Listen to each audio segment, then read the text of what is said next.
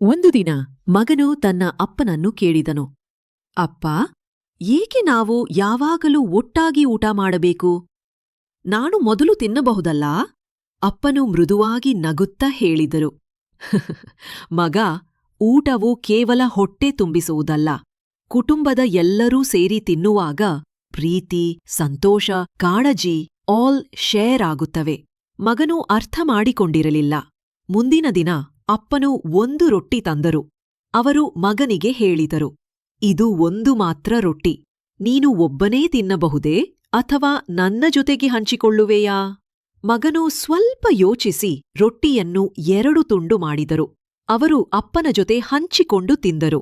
ಅಪ್ಪನು ನಗುತ್ತಾ ಹೇಳಿದರು, ಇದೋ ಮಗ, ಹಂಚಿಕೊಳ್ಳುವುದರಿಂದ ಪ್ರೀತಿ ಹೆಚ್ಚುತ್ತದೆ. ಕುಟುಂಬದ ಮೌಲ್ಯ ಹಂಚಿಕೊಳ್ಳುವುದಲ್ಲಿದೆ ನೀತಿ. ಕುಟುಂಬದ ಪ್ರೀತಿ ಹಂಚಿಕೊಳ್ಳುವುದರಿಂದ ಹೆಚ್ಚುತ್ತದೆ.